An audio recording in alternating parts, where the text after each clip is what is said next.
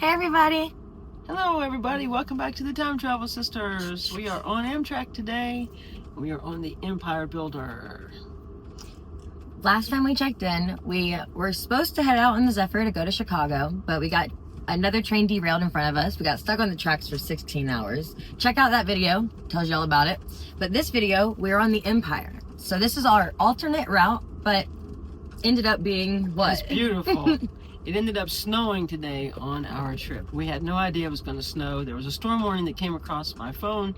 It said 6 to 12 inches someplace, but we don't have that much here, but it's just enough to make everything just look amazing. It looks like a Christmas train.